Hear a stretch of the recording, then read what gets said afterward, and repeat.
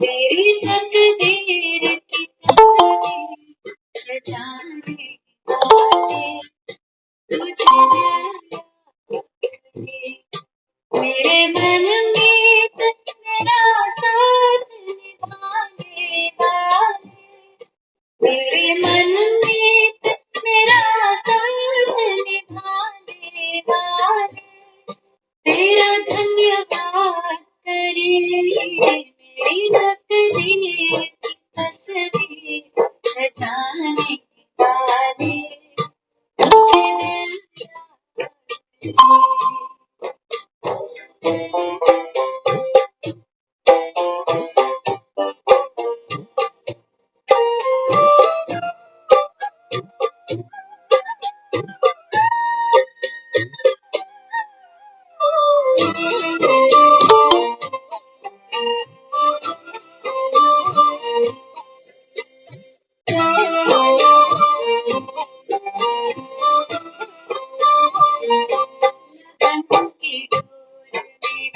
खुद से ऐसी बांधी लगन की डोर खुद से ऐसी बांधी जिसे न तोड़ सके आई कितनी आंधी है जिसे न तोड़ सके आई कितनी आंधी है बनते फानूस हिफाजत मेरी करने वाले बनते फानूस हिफाजत मेरी करने वाले तुझसे दिल बात करे मेरी तकदीर की तस्वीर सजाने वाले तुझे दिल याद करे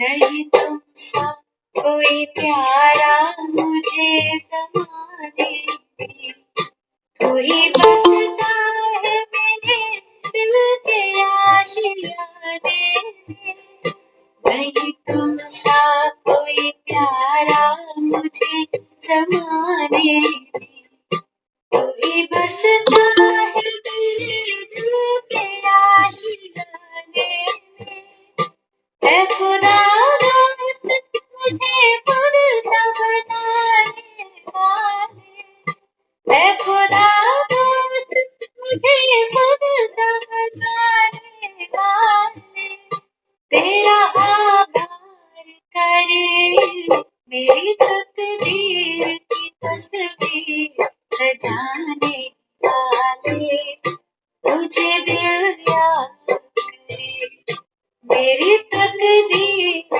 की तस्वीर सजाने वाले तुझे दिल याद करे मेरे मन में मेरा साथ निभाने वाले मेरे मन में मेरा साथ निभाने वाले तेरा धन्यवाद करे मेरी तकदीर की तस्वीर सजाने वाले तुझे दिल याद करे तुझे दिल याद करे तुझे दिल याद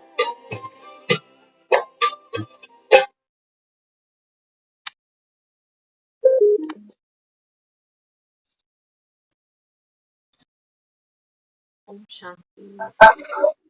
ओम शांति। सभी को ओम शांति। तो मेरी तकदीर की तस्वीर सजाने वाले, तो दुनिया में भी हर इंसान अपनी तकदीर सजाने के लिए प्रयत्न करता है, कोशिश करता है, पुरुषार्थ करता है, मेहनत करता है, तो किन किन बातों को हम अपनी तकदीर मान लेते हैं? किसी का अफेयर, किसी की शादी किसी के साथ हो जाती है तो उसको भी तकदीर मानते हैं, है ना?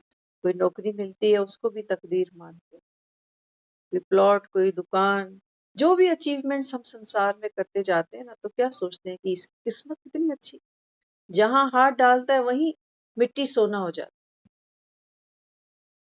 है। बाबा कहता है देखो दुनिया भी, तकदीर जागना किसको मानती है? धन पाने को, संबंध पाने को, लग्जरी सुख सुविधाएं पाने को। तो इसी में बाबा कहता है वो अपने कंफर्ट जोन को क्या मानते हैं? तकदीर। उठी देखते हैं, कहते हैं इसकी देख किस्मत कितनी अच्छी है। किसी की नौकरी आराम से खा पी रहा, ज्यादा कोई मगजमारी करनी ही नहीं पड़ती। तो बाबा ने कहा, बाबा कहते हैं देखो एक जन्म की तकदीर के लिए इंसान ऐसी मेहनत करता है जैसे कोलू का बैल, बैठ के खाता नहीं है, खाता नहीं। बाबा कहते हैं इंसान अभी कैसा बन गया? पशु समान बन गया। जैसे पशु होता है ना, पशु को हम बांध के रखते हैं घर में, है ना? पुराने समय में लोग बछिया बांधते थे, गाय बांधते थे, भैंस बांधते थे, आजकल डोगी बांधते हैं, है ना? तो बाबा कहते हैं देखो आज का इंसान भी कैसा है? बंधा पड़ा है। किससे? बाबा कहते हैं वासनाओं के खूटे से बंधा हुआ।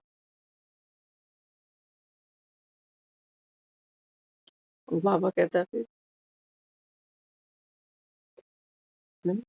पशु जागते हैं, दुनिया के पशु तो पशु ही जन्मते हैं, पशु ही मर जाते, उनकी तकदीर नहीं जाग सकती। लेकिन बाबा कहते हैं बच्चे अभी तुम सब ना पशु समान बने। बाबा कहता है अभी तुम्हारी तकदीर जाग सकती है। माना बाबा कहता है जो बाबा कहता है आपके अंदर इंसान बनने की, बाबा कहता है जो, जिसको हम क्या कह सकते हैं, जानवर तो कभी इंसान नहीं बनते, लेकिन बाबा कहता है इंसान देखो उलटबाजी खाई, इंसान जानवर। अब बाबा कहता है मैं तुमको सुलटा करने आया। तो तकदीर कैसे जागती है? बाबा कहते हैं संगम पर आप आत्माओं की तकदीर तब जागती है जब स्वयं शिव ज्ञान की गंगा तुम्हारे कानों में जब डाल, आत्मा जागती है। तो बाबा कहता है बच्चे बिना इस रूहानी पढ़ाई के तकदीर जाग नहीं सकती। दुनिया में कहते हैं इतना कमाया, इसकी जो है ना 10 पीढ़ियां बैठकर खा सकते, है ना? हमने पीढ़ी का मतलब क्या समझा? मेरी जनरेशन, फिर आगे उनकी जनरेशन, फिर आगे उनकी जनरेशन, ऐसी ऐसी ऐसी 10 पीढ़ियां मेरी एक इंडिविजुअल कमाई से बैठकर खा लें। तो देखो हर आदमी लगा, प्रयत्न बहुत कर रहे हैं, नहीं तो क्या जरूरत है इंसान को? देखो हाँ, इतना पैसा, कितने घपले, कितने घोटाले। 100 तक गिनती सिखाई थी हमको शुरू में, 100 तक तो हम लिखते भी थे, 1000 तक तो कभी लिखने को भी नहीं कहा स्कूल वालों कि लिख के दिखाओ 1000 तक। फिर 10,000 तक गिनती, फिर 20,000 तक गिनती, क्योंकि सारा खेल तो बाबा कहता है सिफर का, जीरो बढ़ती जाती हैं, बढ़ती जाती हैं, बढ़ती जाती हैं।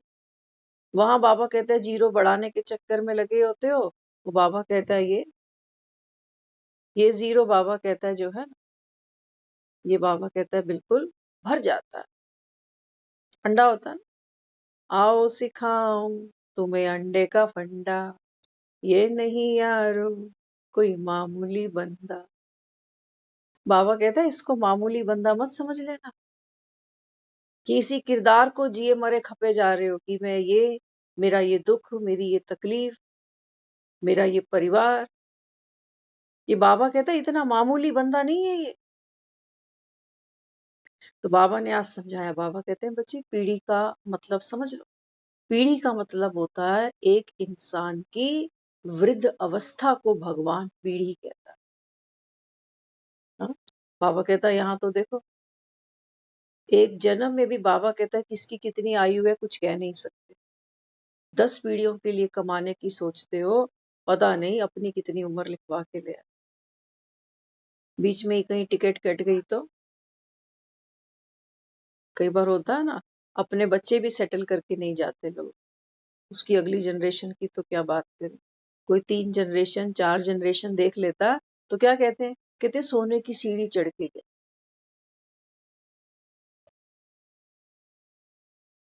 समझना बात को, कि माना ये जाने वाला अपनी आगे की 4 जनरेशन देख गया तो माना सोने की सीढ़ी चढ़ गई,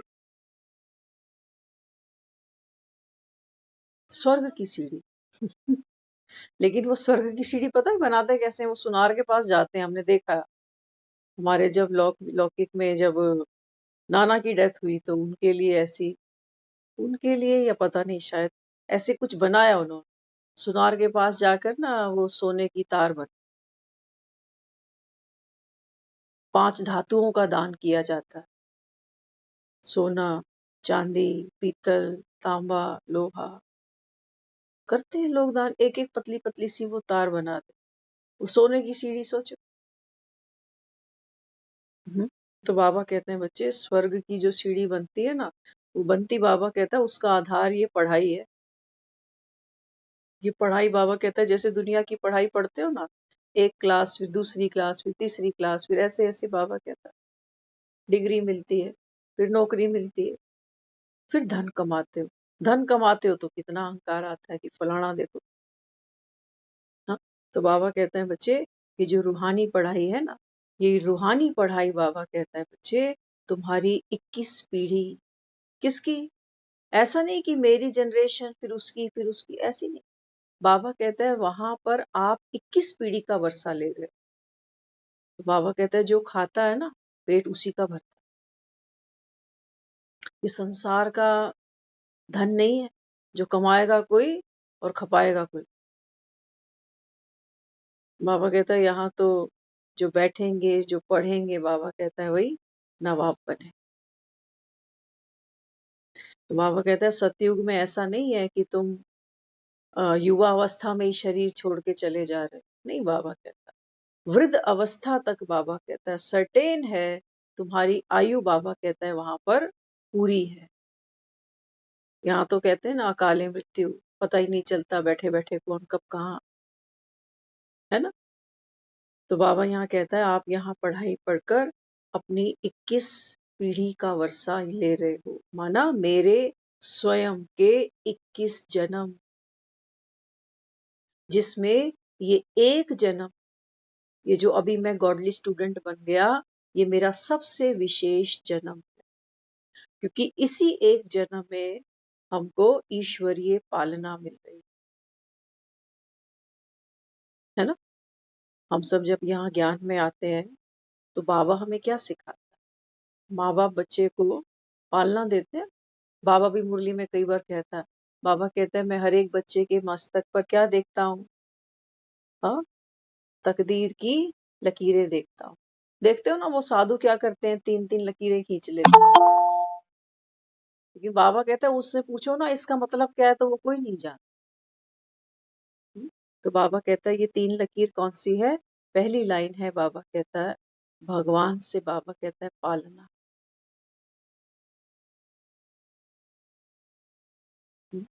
भगवान माना, बाबा कहता है मैं तुम आत्माओं का पिता हूँ। तो पिता क्या करता है? बाबा कहता है पिता पालना देता है।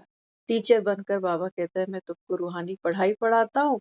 सदगुरु बनकर बाबा कहता है मैं तुमको मुक्ति, जीवन मुक्ति दे जाता हूँ। तो बाबा कहता है तुमको यहाँ लकीरें खींचने की बात नहीं, भाग्य की रेखाएं बाबा कहता है मैं तुम्हारी पढ़ सकता हूँ कि किसने कितनी लंबी खींची।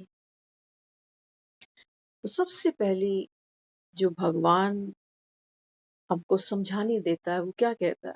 वो कहता है बच्चे संगम पर आकर के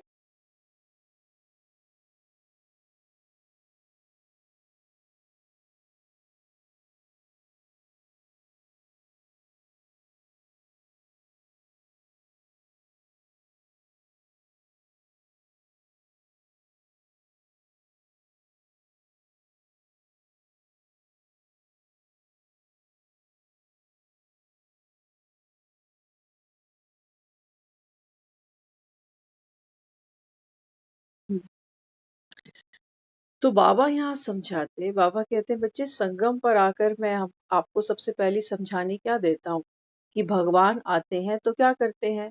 पुरानी दुनिया का विनाश करते हैं और नई दुनिया की स्थापना हो, है ना? क्योंकि हम आउटर वर्ल्ड में ज्यादा रहते हैं। हमने जो पढ़ाई पढ़ी वो संसारी पढ़ाइयाँ पढ़ी, जो हमने जाना वो दुनिया को जाना, साइंस जानी, इतिहास जाना, बाहर जाना, सब कुछ, है ना? लेकिन बाबा जब आत्माओं से बात करता है तो क्या कहता है कि मैं इस समय आकर क्या करता हूँ? पुरानी दुनिया का विनाश करता हूँ और नई दुनिया की स्थापना। ठीक है, हम सब ने सुन लिया। हमने सोचा कि पुरानी दुनिया मतलब ये पतित दुनिया, जहाँ पाप है, जहाँ घर घर में कलेश है, विकार है।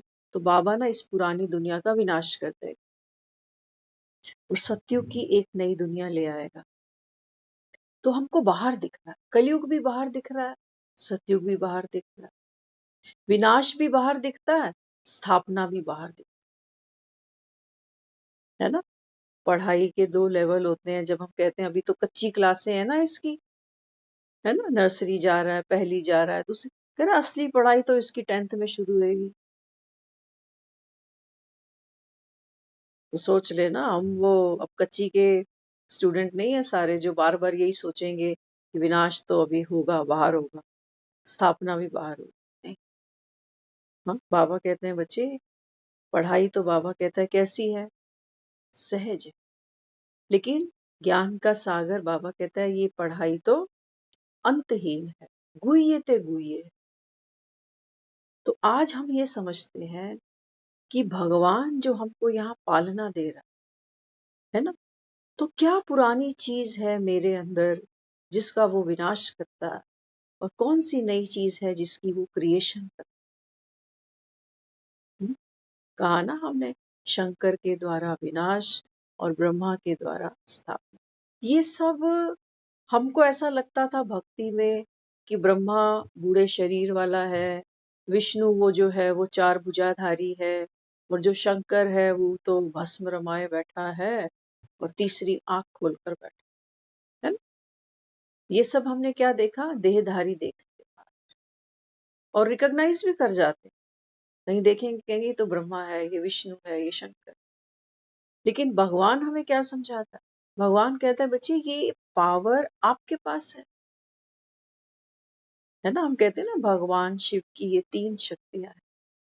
ब्रह्मा के द्वारा वो एक नई दुनिया रचते हैं, विष्णु के द्वारा वो उस नई दुनिया की पालना करवाते हैं और शंकर के द्वारा इस पतित विनाश कलयुग का करा देते। तो बाबा कहते हैं बच्चे सन शोज फादर। बाबा कहता है अब जब तुम ये ज्ञान सुनते हो तो बाबा कहते हैं बच्चे तुम्हारी जो पुरानी दुनिया है वो क्या थी? पुरानी दुनिया में बाबा कहता है मैं किसका विनाश करता हूँ? पहले पुराना मकान टूटता है ना? पहले पुराना जो मकान होगा वो टूटेगा। तो बाबा आकर सबसे पहली हथौड़ी कहाँ चलाता है? सबसे पहले हमें क्या कहता है? फर्स्ट डे आप पवित्र आत्मा हो, ये देह नहीं हो। तो पहली हथौड़ी कहाँ चलाई? देह पर चला। विनाश किसका हो रहा है? ये मेरी पुरानी दुनिया है जिसमें मैंने खुद को ये देह माना, खुद को ममता माना। वो कहता है ना ये अंतिम पार्ट है, ऐसे ऐसे तुमने पता नहीं कितने पार्ट खेल डाले। तो क्या करता है सबसे पहले आके हथौड़ी कहाँ? पुराना मकान कौन सा है मेरा? ये देह का भाग। और नई दुनिया कौन सी बना देता है? कहता है आप तो ज्योत स्वरूप आत्मा। और आत्मा भी बाबा कहता है क्या है? आत्मा माना पवित्र। अब कई लोग क्या करते हैं, वो लिख रहे हैं डायरियों, मैं पवित्र आत्मा, मैं पवित्र आत्मा, मैं पवित्र। कितनी भी डायरियां भर लेना, लिखने से पवित्रता नहीं आएगी, शायद हैंडराइटिंग सुधर जाए। और ऐसे कितने हैं जिनको शायद पेन पेंसिल पकड़नी भी नहीं आती, जो कभी बेचारे स्कूल जाके देखा ही नहीं, वो हिंदी लिखना जानते ही। एक बार मम्मा ने कहीं लिखा है बाबा को कि बाबा, जो नए नए बच्चे आते हैं ना, उनके लिए तो तेरी मुरली जैसे फ्रेंच लैंग्वेज है। उन्हें तो समझ में ही नहीं आता कि जैसे किसी को बिठा दो फ्रेंच बोलो उसके आगे, उसके तो कुछ पल्ले ही नहीं पड़े। हाँ, लेकिन जो तेरी फ्रेंच समझ गए, जो जान गए कि बाबा के शब्दों का अर्थ क्या निकल, तो वो तो बाबा कहता है वो धारणा मूर्त बन जाते हैं। लेकिन नए बच्चे तो उनके लिए तो ये जैसे मुरलियां फ्रेंच लैंग्वेज है, तो जानते ही नहीं। हम्म? तो पुरानी दुनिया, बाबा कहता है ये देह का भान, ये देह आप नहीं हो। हाँ? तो बाबा कहता है आप कौन हो? आप पवित्र आत्मा। तो हम टेस्टिंग करें कि भगवान जो कह रहा है ये सही है, सत्य है। मैं पवित्र आत्मा हूं। कौन कह रहा है? भगवान। जैसे सोचो मेरे पास एक छोटा सा बच्चा बैठा है, हाँ, और वो बच्चा क्या करता, वो सोचो आटे का जो कनस्तर है ना, वो उसके सर पे ही गिर जाता है, जैसे पूरा आटा आटा आटा, बाल चिट्टे, आंखें सब उसके आटा आटा गिर गया। तो बच्चा रोने लगा। तो माँ क्या करेगी फिर? हाँ, सारा आटा झाड़ेगी। बच्चा डरता है कि पता नहीं ये सब क्या हो गया, मेरे मुंह में भी आटा चला गया, आंखों में आटा, सब जगह आटा ही आटा हो गया। हाँ, तो माँ क्या करती है, वो जो ऊपर की लेयर है ना, वो सब हटा दे। वो क्या कहती है कि अरे तू तो ये है, कोई बात नहीं, आटा थोड़ा सा गिर गया तेरे ऊपर, कोई बात नहीं, मैं सफाई कर, है ना। तो बाबा जब मुझको ये कहता है कि तू एक पवित्र आत्मा है, तो यहाँ जितने भी बैठे हो ना, अभी एक टेस्टिंग कर ही लेते हैं, हूं या नहीं। यहाँ जितने भी सब बैठे हो ना, एक ऐसा संकल्प करो अभी, जिसको बाबा कई बार कहता है कि लवलीन बच्चे, बाप की मोहब्बत में प्रेम के आंसू बहाने वाली मैं आत्मा। करो ये संकल्प, लाओ ये विचार, सब लेकर आओ अभी के अभी। सिर्फ सुनना नहीं, इसको फीलिंग के साथ, सिर्फ सुनने सुनाने की बात नहीं, अपनी फीलिंग है। अमिताभ बच्चन क्या करता है ना, उसको एक डायरेक्टर ने स्क्रिप्ट लिख कर दे दी कि देख अब ये तेरा ऐसा शॉट है जिसमें तेरे को माँ की गोद में सर रख के मरना है, ठीक है। और तेरी अंतिम लाइन क्या होगी? माँ, मैं बहुत थक गया हूं, अब मैं तेरी गोद में सर रख के मरना चाहता हूँ माँ। ये लाइन डायरेक्टर ने अमिताभ बच्चन को उस कोरे पेपर पे लिख कर दे दी कि भैया ये शॉट है, अब तू परफॉर्म कर इसको।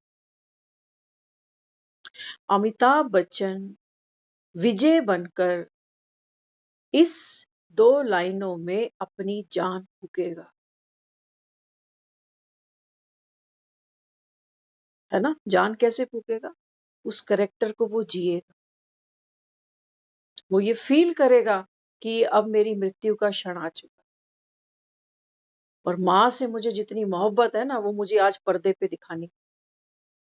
उसकी आंखों में आंसू भी होंगे, गला भी भरा होगा, भगवान को भी शिकायत करेगा, आज खुश तो बहुत होगे तो, कि वो इंसान जो कभी तुम्हारी दहलीज पे नहीं चढ़ा, आज तुम्हारे सामने सर झुकाए खड़ा है, आज खुश तो बहुत हो। वो कोरे पेपर पे इन लाइनों को पढ़कर इनके अंदर अपनी फीलिंग भरेगा, जान फूकेगा इनके। वो दर्द, वो पीड़ा, वो माँ छूटने का, शरीर छूटने का, परिवार छूटने का, सब छूटने का, वो जो डर है, वो जो बिछोड़ा है, वो जो वियोग है, वो सब उसकी आंखों में हो। ऑडियंस रोएगी जब वो अपनी माँ की गोद में सर रख के अंतिम श्वास ले।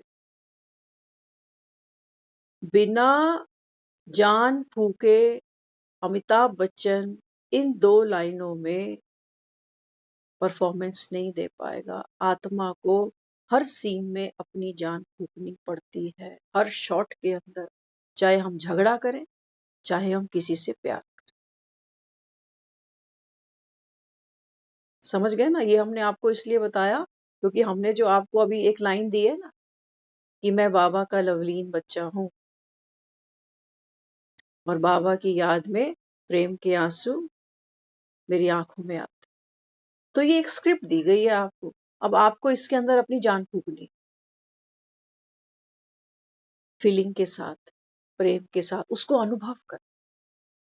ठीक है, चल ये संकल्प हम सब अभी करते हैं कि मैं वो प्यारा सा बच्चा हूं भगवान का, जिसको जब मैं याद करता हूं भगवान को, तो उससे प्यारा मुझे और कोई दुनिया में है ही।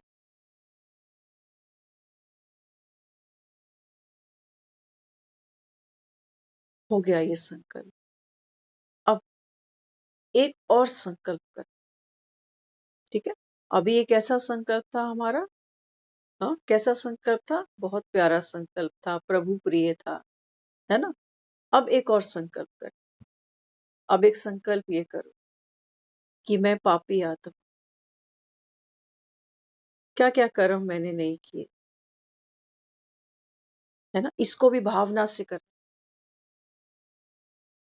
इसको भी भावना से करना। अमिताभ बच्चन जब एक कन्फेशन बॉक्स में जा रहा है तो उसको पता है कि मैंने ये गलतियां की, मैंने ये मर्डर किया हुआ है, पछतावा है उसके अंदर, है ना? तो बिना फीलिंग के सिर्फ सुनने की बात नहीं है, संकल्प माना, आत्मा उसमें अपनी जान फूकती है। अब जब हम कह रहे हैं कि मैं पाप मुझसे हुआ, मुझसे गलत कर्म हुए, मैंने बहुतों को दुख दिया, है ना? तो ये भी फीलिंग। अब ये 2 संकल्प हमने करके देखे। ठीक है, एक बार मैंने कहा कि मैं पवित्र आत्मा, कि भगवान से प्यारा तो मुझे इस संसार में दूसरा कोई है ही। ठीक है, नेक्स्ट संकल्प मैंने क्या कर दिया कि मेरे से बहुत से पाप हुए हैं, बहुतों का दिल दुखाया, कुछ ऐसे कर्म करके, कुछ ऐसे बोल के। अब ये भगवान मुझे कह रहा है कि तू पवित्र आत्मा। संकल्प कहां से निकले हैं दोनों? कहां से निकले? मुझ आत्मा से। अब हम ये चेक करें कि एक अच्छा संकल्प आया, एक बुरा संकल्प आया। ठीक है, अच्छा संकल्प, एक बुरा संकल्प। क्या ये 2 संकल्प जब मेरे अंदर क्रिएट हुए, गंगोत्री से निकले, तो क्या मैं आत्मा इनको देखने वाली, इनकी साक्षी, मेरी पवित्रता किसमें थी? पवित्रता समझ, है ना? बाबा कहता है ना बच्चे आप पवित्र आत्मा, तो मेरी पवित्रता का जो स्वभाव है वो क्या है? गंगा माना जो आत्मा है, ये एक अच्छे संकल्प के साथ में भी एक नहीं हो रही, डिटैच, और बुरे संकल्प के साथ में भी डिटैच, घुल नहीं रही, उनके प्रभाव में नहीं आ रही। इसको भगवान कहता है कि आप एक पवित्र आत्मा हो। आपने सुना होगा मुरलियों में बाबा अक्सर कहता है तुरंत दान महापुण्य। समझ लेना, आज ये जो हम मुरलियां सुनते हैं ना, हमें दान क्या लगता है? हमें लगता है अच्छा बाबा के यज्ञ की भंडारी में कुछ डालने की बात हो रही, कोई सेंटर खोलने की बात हो रही, कि ब्राह्मणों को जाकर कुछ भोजन पानी खिलाने की बात हो रही। नहीं, तुरंत दान महापुण्य। बाबा कहते हैं बच्चे अब मैं आप आत्माओं को, बाबा कहते हैं जागृत कर, तो जागृत आत्मा कैसी होती है? बाबा कहते हैं वो मन के विचारों के साथ में एक नहीं होती। विचारों के साथ एक नहीं होगी। एकांत प्रिय हूं ना, तो एक कौन है मेरा कंपेनियन? केवल एक शिव बाबा। तो बाबा ने जब मुझको कहा कि तुरंत दान महापुण्य तो बाबा कहता है बच्चे, मन में कोई अच्छा संकल्प आया ना, बाबा कहता है तुरंत दान बाप को दे दो, बाप को दे दो, बाबा तुरंत दान महापुण्य। तो बाबा कहता है फिर कोई ऐसा संकल्प आया कि मैं तो ऐसा हूं, या किसी और की कमजोरी दिख रही है, किसी और का अवगुण दिख रहा है, बाबा कहता है तुरंत दान महापुण्य। दान माना अपने पास नहीं रखा, बाबा को दे। बाबा कहता है ना, मैं क्या लेता हूं? विष पी लेता। अच्छा, हम कहाँ चतुराई करते? हमसे गलती ये हो जाती है कि हम ये मानकर बैठ गए कि मैं जब पवित्र आत्मा हूं ना, तो शुद्ध संकल्प करती जाऊं, और बीच में वो आ जाए कोई स्पीड ब्रेकर, कोई एक्सीडेंट, कोई माया, कोई रावण, कोई पुराना लेन देन, कोई कर्म भोग, ये सब आ रहा है, आता ही जा रहा है, आता ही जा रहा है। हाँ? तो जब वो आता है ना, तो हम क्या करते हैं? पछतावे में चले जाते, हमारी अवस्था गिर जाती है। कल भी हम एक चर्चा कर रहे थे, हमने कहा कि महाभारत का रण चला, तो देखो हर आत्मा एक प्रतिज्ञा में बंध, है ना? द्रौपदी ने भी प्रतिज्ञा कर ली, वहां से भीम भी कर बैठा, यहाँ भीष्म पितामह भी कर, क्योंकि आवेश में आकर के हम भी कुछ ना कुछ कर लेते हैं कि मैं ये करके दिखा दूं। चाहे वो शुद्ध भी हो सकती है बात, वो विशुद्ध भी हो सकती है। एक प्रतिज्ञा उस महाभारत के रण में कृष्ण ने भी कर ली, आवेश में आकर। क्या कहा? कहता है मैं शस्त्र नहीं उठाऊंगा। लेकिन ये कैसा है? शस्त्र उठा लिया।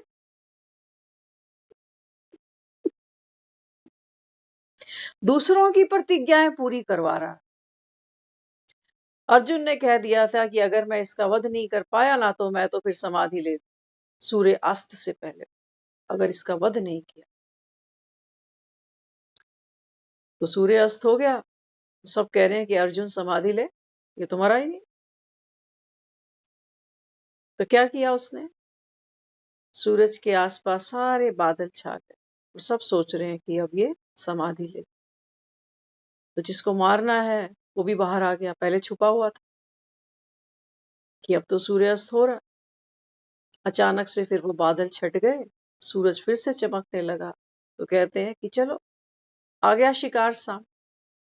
दूसरों की प्रतिज्ञाएं जो पूरी कराने की सामर्थ्य रखता है, वो देखो अपनी प्रतिज्ञा पूरी नहीं करवा पाया। खुद कह रहा है मैं शस्त्र नहीं उठाऊंगा, लेकिन रथ का पहिया उठा के खड़ा। क्या कहोगे इसको? कमजोर आत्मा है। हाँ, क्या कहें इसको? ये कमजोर आत्मा है,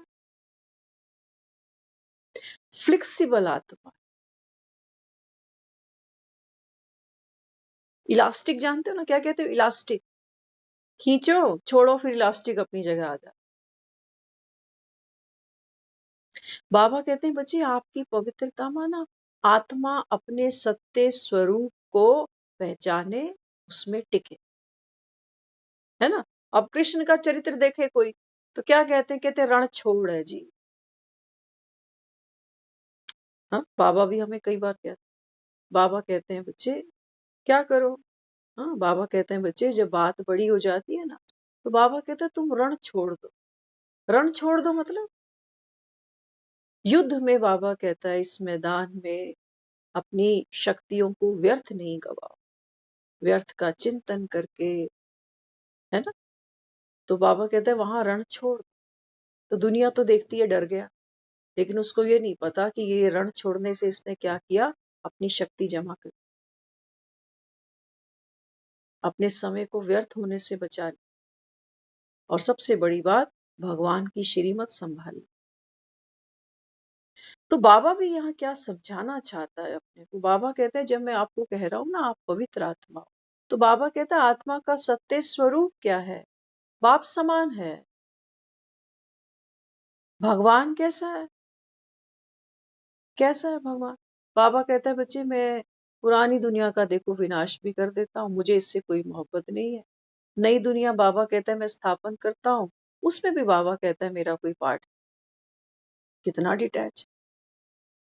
हथौड़ी मारने में भी मेहनत नहीं लग रही इसको, बनाने में भी मेहनत नहीं लग रही इसको। और हम वो हैं, हम कहते हैं पुराने स्वभाव संस्कार को हथौड़ियां मारते हैं, लेकिन ये टूटते नहीं। ये देह का भान टूटता नहीं, हमें बड़ी मेहनत लगती है। और वो नए संस्कार वो स्थापन होते नहीं, कहते हैं उसमें भी बड़ी मेहनत लगती है।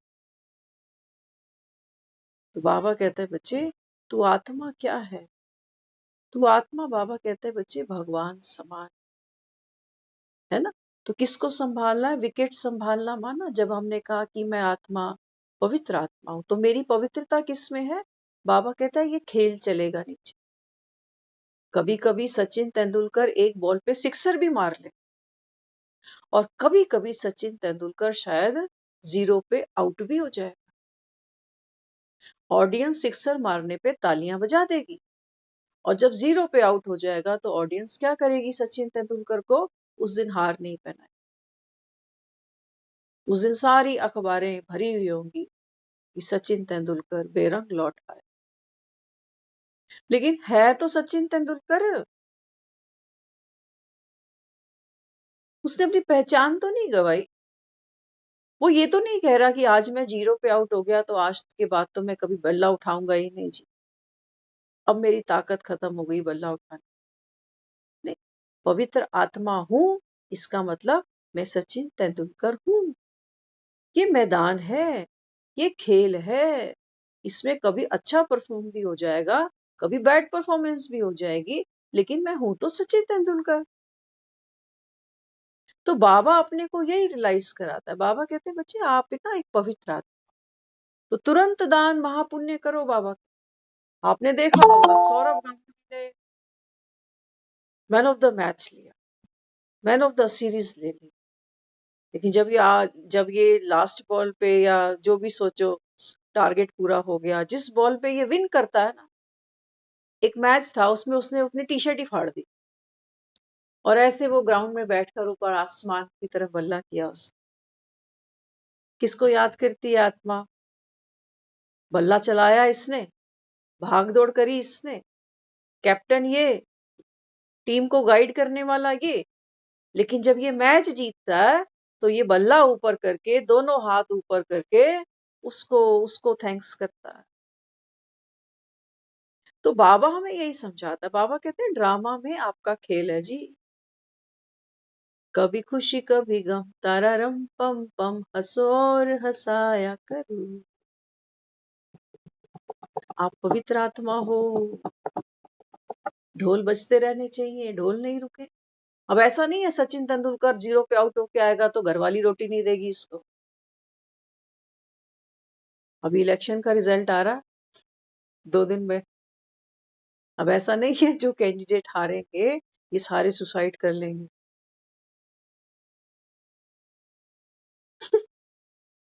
बोतल खुलेंगी, कोई बात नहीं, डिप्रेशन बाहर हो जाएगी। है ना। तो बाबा क्या समझाता है? बाबा कहते हैं बच्चे आप पवित्र आत्मा हो, अच्छी बात बुरी बात ये ड्रामा में नूंद है जी, नूंद है बाबा कहते। लेकिन आप पवित्र हो मतलब बाबा कहते हैं तुम इसमें घुलो नहीं। अमिताभ बच्चन को एक लाइन दी गई है पेपर पे कि भैया आज आपकी जीवन का अंतिम दिन, तो आज तो तूने भगवान को भी जाकर कटहरे में खड़ा कर दियो कि आज खुश तो बहुत हो गया। हमारे जीवन में ना इन फिल्मों का बहुत प्रभाव पड़ा। हम भी इतनी अकड़ रखते थे एक जमाने कि मुझे क्या करना है इसकी दहलीज पे ले। आज खुश तो बहुत। तो अमिताभ बच्चन घर आके मंदिर में खड़ा होके ये हाथ नहीं जोड़ेगा कि भगवान मुझे माफ कर दे, आज तो मैंने तेरे को बहुत कुछ बोल दिया, वहां फिल्म में रोल ऐसा मिला हुआ। उन लाइनों में भी अमिताभ बच्चन अपनी नफरत दिखाएगा उस शिव की मूर्ति के सामने खड़ा हो। देखना वो सीन दीवार फिल्म का, जा रहा है मंदिर में, लाइन सीढ़ियां चढ़ता और ऐसे बड़े नशे में खड़ा है, सर ऊपर करके एकदम, लंबू जी क्या कह रहा है, आज खुश तो बहुत हो गए तुम, कि लंबू का भी सर झुका दिया। लेकिन वो क्या कहता है, कहता है मेरी माँ मुझे वापस दे। सचमुच ये सीन मेरी लाइफ में इतना पर्सनल है, मैं बता नहीं सकती। मुझे लगता था कि अमिताभ बच्चन के अंदर इस समय मैं बैठी हूँ और भगवान को कह रही हूँ मेरी माँ मुझे वापस दे, क्योंकि मुझे लगता था ये दे सकता है। तो एक एक सीन के अंदर आत्मा घुलती है, अपनी जान फूंकती, तो हमें लगता है आटे का डब्बा मेरे सर पे गिर गया, मैं तो पापी हूँ। किसी को क्रोध कर बैठा, बाबा कहते हैं तुरंत दान महापुण्य, कर दिया क्रोध, बाबा कहते हैं बाप को दे। गंगा जो बह रही है ना, ये बहती ही जा रही है, ये किनारे पकड़ के खड़ी नहीं हुई, नहीं तो ये बह नहीं सकेगी। हम किनारे पकड़ के बैठ जाते, यार मैं ऐसे कैसे कर दूं, मैं उसको ऊंचा कैसे बोल दूं, मैं दो बातें उसको ऐसी, अरे ड्रामा है, ड्रामा है। कोई सुई चुभेगा और मैं सोचूं कि मैं तो साइलेंट हूं ना, तो मैं चीखूं क्यों, मैं चिल्लाऊं क्यों, दर्द होगा तो चीखेंगे। कोई थप्पड़ मारेगा तो मुझे भी दर्द, कोई गौतम बुद्ध को थप्पड़ मारेगा तो गौतम बुद्ध को भी दर्द होगा, लेकिन कष्ट नहीं होगा। समझना ध्यान से, पवित्र आत्मा हूं ना। तो बाबा कहता है कोई तुम्हें चूटी काटे तो तुमको दर्द तो होगा, कोई चाकू मारे तो खून तो निकलेगा ना तुम्हारा।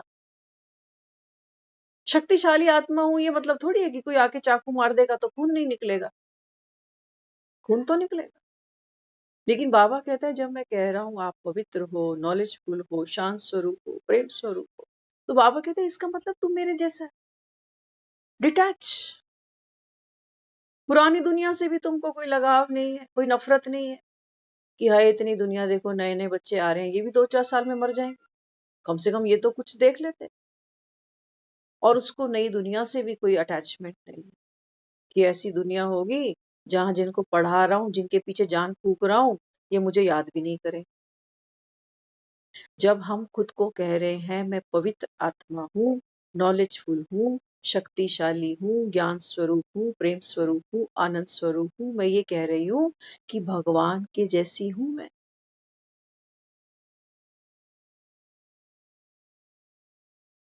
आपने देखा होगा जब ग्रहण लगते हैं तो मंदिर बंद हो जाते, ग्रहण में लोग पूजा नहीं करते, मंदिर नहीं जाते, क्या हो गया, भगवान को ग्रहण लग गया। किसको ग्रहण लग गया? और भगवान को ग्रहण लग गया, मंदिर बंद हो गया, तो फिर जब मंदिर खुला तो भगवान का ग्रहण किसने खोला, किसने उतारा, है ना? क्या कहा बाबा ने, दे दान तो छूटे ग्रहण।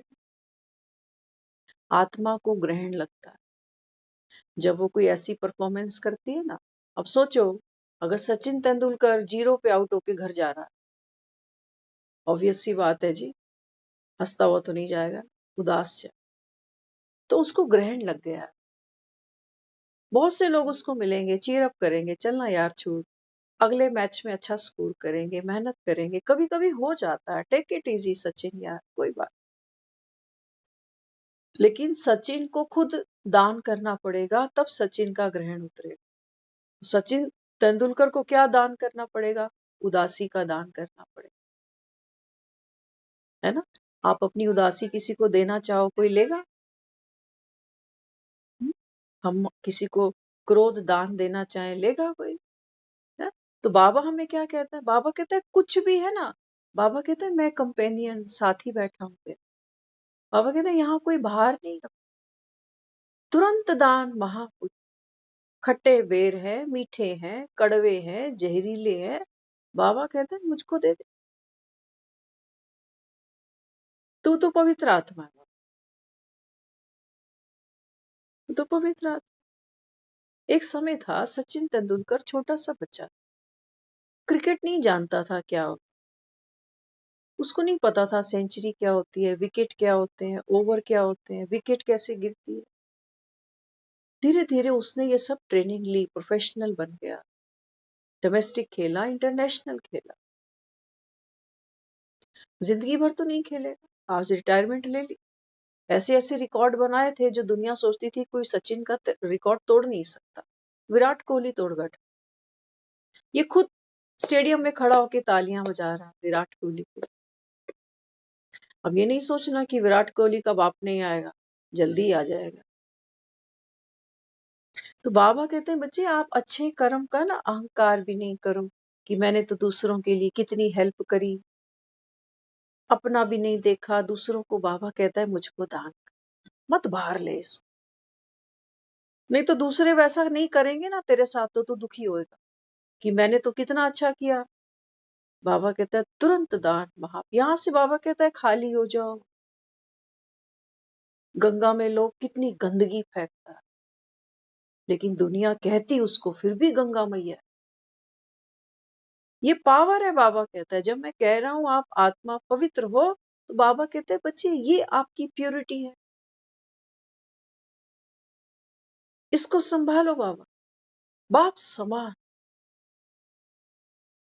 तो बाबा कहते हैं बच्चे ग्रहण तो लगता है क्योंकि तुम्हारी पुरानी आदत है। अच्छा कर्म करते हो तो कहते हो मैंने पुण्य कर दिया, बुरा करते हो तो कहते हो मैंने पाप कर।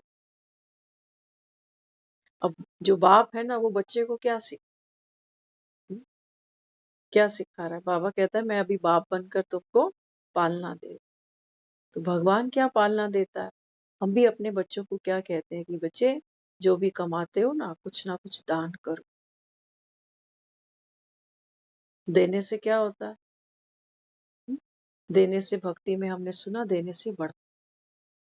समझना, जब मैं एक एक संकल्प को तुरंत दान करती हूँ बाबा को, हाँ, तो बाबा कहता है फिर तुम एक देते हो ना, चाहे अच्छा दो चाहे बुरा दो, करनी गौर है ना। ये तो पुरानी चीज भी ले ले, दुनिया में दो, एक गिफ्ट दो किसी को, खोल दो और फिर से उसको सील करो, फिर से पैकिंग करो, तो दुनिया कहती लगता है खोल के दोबारा पैक किया हो। और भगवान देखो कितनी चीजों के साथ आत्मा अपने को एक कर लेती। तो इसी कारण से हमने कहा कि आज मैं बहुत दुखी हूं, आज मैं बहुत उदास हूं। कारण क्योंकि हमने क्या किया, उन संकल्पों से, उन परिस्थितियों से अपनी पहचान बना। आज बाबा ने स्लोगन में कहा, बाबा ने कहा परिस्थितियां तो आई और चली, लेकिन बाबा कहते बच्चे तेरी खुशी तो नहीं जाए, ये भगवान की पाल। तो बाबा ने कहा तुरंत दान। ये नहीं कि 2 दिन 4 दिन घुलते रहे, सोच सोच के आधे हो जाए। अब कह रहे हैं कि बाबा ये बोझ उठाते हैं हम अननेसेसरी, है ना। बाबा कहता है बनी बनाई बन रही है, जो अभी हो रहा है ना, बाबा कहता है ये कल पहले भी हुआ था, जो बीता वो ड्रामा। लेकिन अभी हम क्या कर रहे हैं, बाबा कहते हैं ये चाहो तो तुम चेंज कर सकते हो। सचिन तेंदुलकर हो सकता है 0 पे आउट हो जाए, आज तो वो समय आ गया, लोग डिवोर्स ले रहे हैं तो भी पार्टियां हो रही हैं। देखो तो सही, दुनिया का भी जज्बा देखो आप। वो मिलने पर भी खुश हैं, बिछड़ने पे भी दुख सुखी है, क्योंकि एक और रास्ता खुल गया। तू नहीं कोई और सही, कोई और नहीं तो कोई और सही।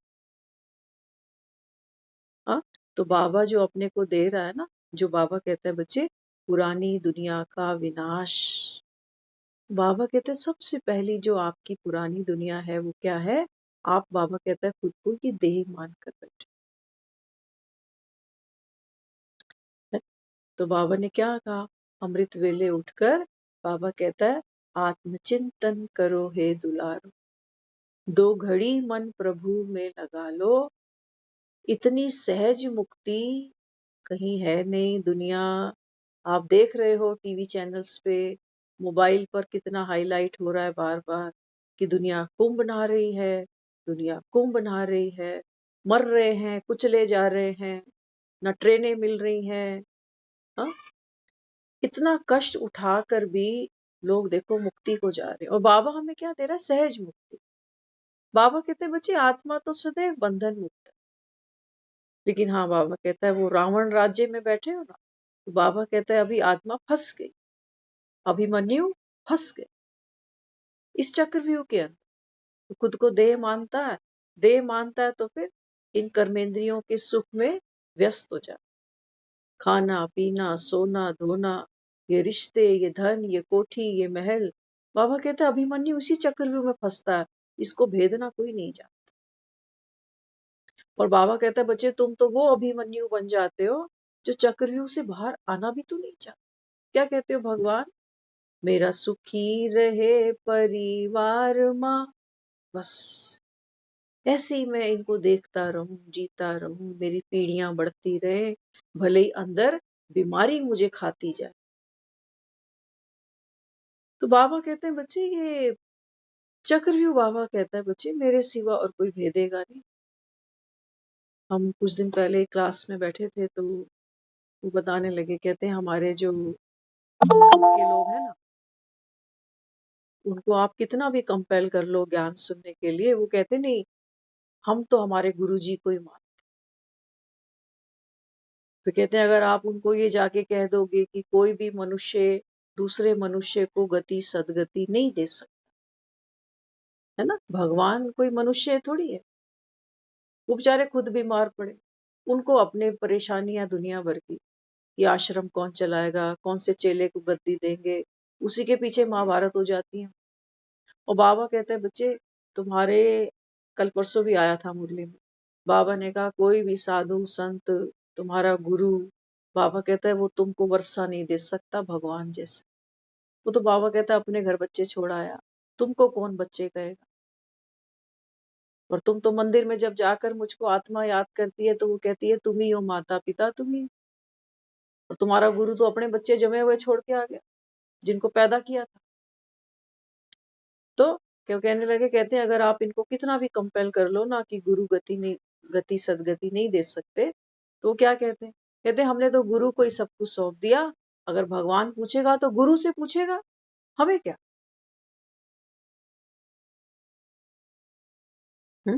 ये वो बात हो गई, हम कई बार जाते थे तो रास्ते में बस खराब हो जाती तो जब बस खराब होती थी ना तो कई बार वो कहते हैं बस ठीक नहीं होगी, आप ऐसा करो आप सब नीचे उतरो।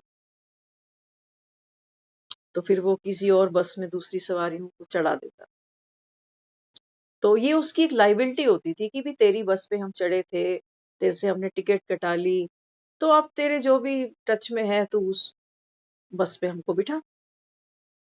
ये तो हमको दिखता था कि हम तो टिकट के पैसे तुझे दे बैठे, तो जिस भी बस में तू हमें बिठाएगा अब हम यहाँ टिकट नहीं लेने वाले। वो आपस में बैठकर हिसाब किताब कर लेते हैं फिर बात विनोद भैया को भी करते हैं ना, है ना। तो बाबा कहते हैं बच्चे ये तो चलो एक स्थूल बात हो गई कि तुम इस गुरु के पास तो टिकट कटा बैठे कि भैया हमने तो माला ले ली तेरे नाम की, अब तू अगर हमें रास्ते में उतारेगा तो किसी और को कह दियो इनको पल्ली पार करा दे। हाँ, लेकिन बाबा कहता है बच्चे दुनिया में मरने के बाद, आज भी बाबा ने बोला है, बाबा कहता है देखो स्वर्ग का रास्ता अभी तुम बच्चों के सिवा और कोई जानता ही, न घर का रास्ता न स्वर्ग का रास्ता, है ना। बाबा यहाँ बैठे बिठाए हमको स्वर्ग दिखा देता है, कोई दिखा दे। लेकिन ये जो ज्ञान सुनते हैं ना हम, इस ज्ञान को सुनना कैसे? बहुत धैर्यता के साथ में, क्योंकि ये जो ज्ञान है ये भी धीरे धीरे सूक्ष्म होता जाए। आप देखना, एक लड़की ब्याह के आती है ना घर, तो शुरू शुरू में वो पूछती है कि डैडी आप चाय कैसी लोगे, है ना, कि इनको क्या सब्जी पसंद है, कौन सी से ये परहेज करते हैं, है ना। तो धीरे धीरे धीरे उसको ये चीजें समझ में आने लगती। फिर थोड़ा समय बीतता है तो फिर वो डैडी जी को मीठी चाय नहीं देती। अब रोज नहीं पूछ रही वो, अब उसको पता है कि ये सब्जी खाने वाले हैं, ये सब्जी ये नहीं खाने। तो पहले तो बातें वर्बली हो रही थी कि ये करो ये मत करो, लेकिन अब धीरे धीरे धीरे धीरे अब वो बातें बंद हो गई, वो कम्युनिकेशन पुराना हो। अब हमने वो धारणा करी कि मेरे घर का ये सिस्टम है, मेरे घर में इसको बॉर्नविटा चाहिए, इसको दूध चाहिए, इसको कॉफी चाहिए। तो बातें फिर क्या होती हैं, धीरे धीरे सूक्ष्म लेवल पर आ जाती। तो ज्ञान जब हमने शुरू में सुना, हमने कहा बाबा बाबा कह रहा है कि पतित दुनिया का विनाश हो जाए, तो पतित दुनिया हमने बाहर देख ली, है ना। बाबा कहते हैं बच्चे, आत्मा ने ये जो पुराना वस्त्र है, इसको बाबा क्या कहता है, पुरानी जुत्ती। इसी को कह रहा है ना, पुरानी जुत्ती। बाबा कहता है अगर तुमको सतयुग में नई दुनिया में आना है ना, तो इस पुरानी दुनिया से बाबा कहता है आपका मोह भंग होना चाहिए। पुरानी दुनिया वो नहीं कह रहा बाबा जो हमको ये सब दिखता है, सड़कें, टीवी, वो लग्जरी लाइफ, वो आइटम्स, वो गाड़ी, वो बंगला। हाँ, बाबा तो कहता है मुरली में, बाबा कहता है साइंस के साधन होंगे सतयुग में, बाबा कहता है और सुंदर सुंदर कंस्ट्रक्शन हो। तो रहने को घर तो सतयुग में भी बनाएंगे, बल्कि वहां तो महल बनाएंगे। तो बाबा डिटैच होने को किसको कहता है, बाबा कहता है आप इस देह से डिटैच हो जाओ।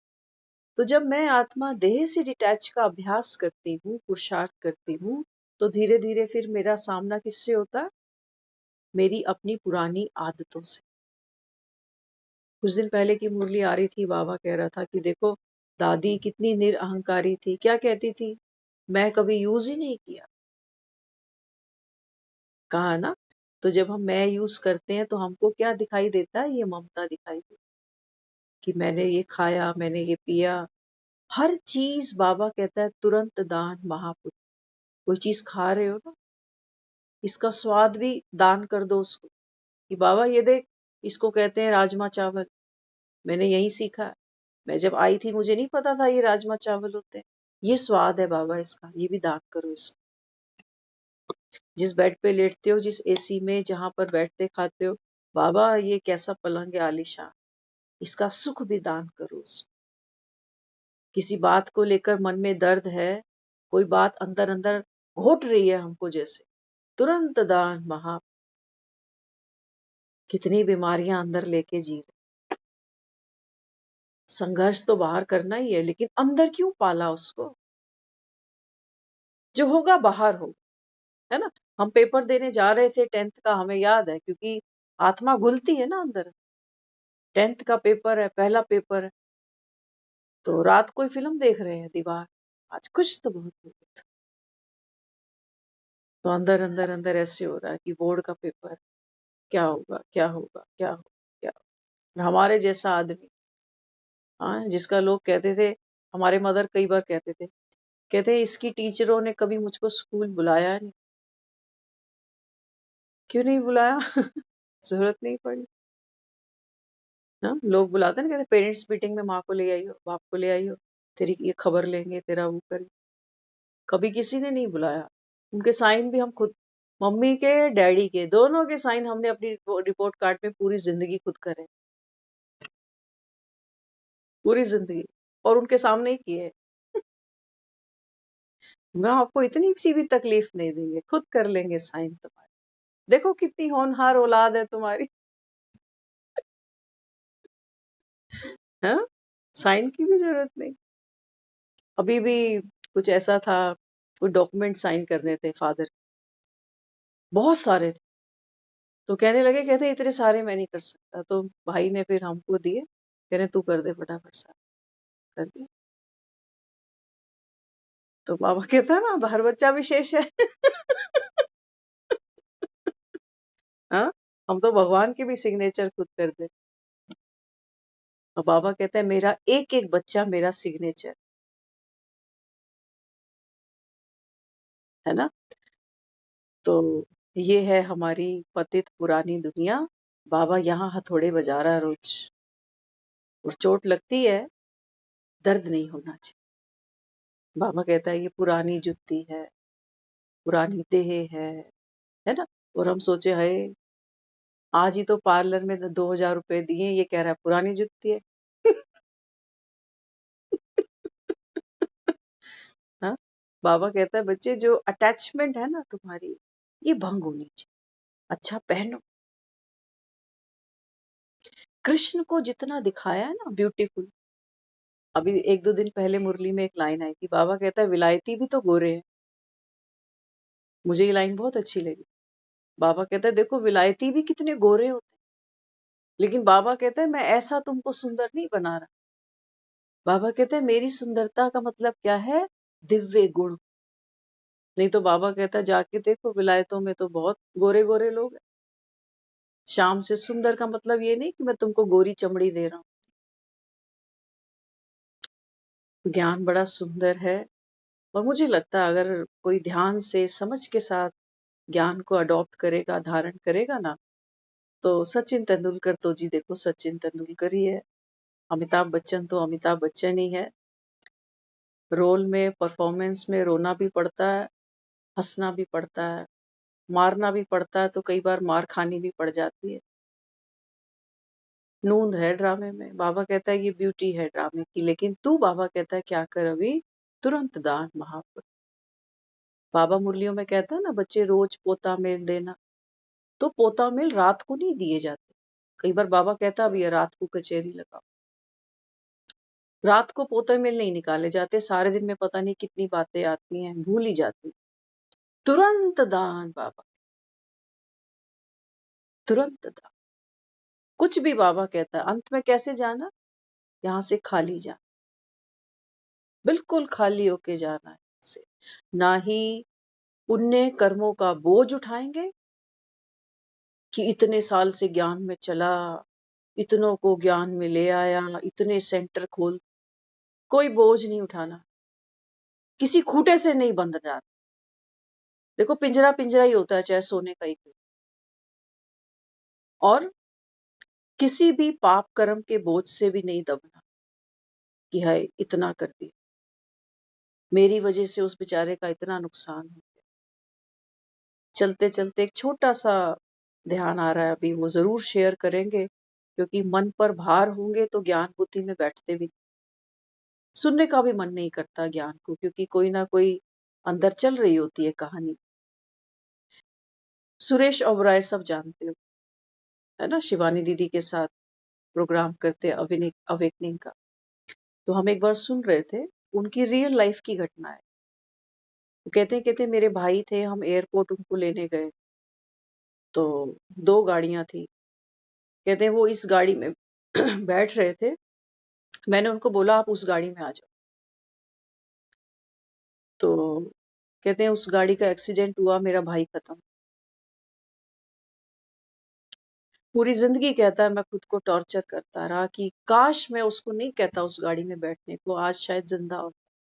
उसका परिवार मैं देखता हूँ, उसके बच्चों की शादियां, उनका, क्योंकि पैसे वाली पार्टी। वो कहते हैं मैंने सब कुछ किया अपने भाई की जिम्मेवारी, लेकिन मेरे अंदर ये जो एक गिल्ट है, पछतावा है कि मेरी वजह से वो मारा, काश मैं ऐसे नहीं कर। तो कहते हैं मैं बहुत गुरुओं के पास गया, क्योंकि मन अशांत था, जहां जाता था खाता था सोता था, कई रातों तक मुझे नींद नहीं। बहुत छोटी बात मत समझना इसको, सुनने में थोड़ी हल्की सी लगती है, लेकिन जिस पर बीतती है ना वो जानता। तो कहते हैं मेरे कई साल निकल गए इसी दर्द में कि मेरी वजह से मेरा भाई चला, मेरी वजह से मेरा भाई चला। कहते हैं लेकिन जब मैं ये ज्ञान में आया ना, इसलिए हम आपको बार बार कहते हैं ये इस समय एक्चुअल सागर मंथन है, यहीं से धन्वंतरी वैद्य निकलते हैं, हर दर्द की दवा देता है वो, लेने वाले चाहिए। तो कहते हैं जब मैं इस ज्ञान में आया तो मुझे ये समझ में आ गया कि हर आत्मा का ड्रामा में पार्ट नूंधा है, उसको ऐसे ही जाना, ऐसे ही जाना था। जिस जगह पर हमको जाना होता है ना, उस जगह पर आदमी खुद पहुंचता है। हम कहते हैं ना मौत लेने आती है, हम खुद चल कर जाते हैं उस जगह तक जहां पर बाबा कहता है ना हिस्ट्री ज्योग्राफी रिपीट होगी। तो हिस्ट्री तो बाबा कहता है तुम आत्माओं ने के अंदर जो जो पार्ट नूंद है, बाबा कहता है ये आपकी हिस्ट्री है। लेकिन ज्योग्राफी क्या है? ज्योग्राफी माना भूगोल, तो बाबा कहते हैं बच्चे, भूगोल का मतलब होता है धरती, धरती का, है ना, जिस जगह पर, अब सोचो हमारा ये अंतिम जन्म दिल्ली का है, ये बाबा कह रहा है ज्योग्राफी रिपीट हो। अब दिल्ली में मेरे को अंतिम श्वास कहाँ लेना है अभी तक पता नहीं, लेकिन बाबा कहते हैं जब हो जाएगा वो पार्ट, तो उसी जगह बाबा कहता है तुम अपने आप पहुंचो, जहां कल्प पहले अंतिम श्वास लिया था वहीं जाओगे। तो ये बाबा हमें समझाता है कि हिस्ट्री और ज्योग्राफी रिपीट होगी। तो मैं पवित्र आत्मा हूँ, नो डाउट। ओम शांति।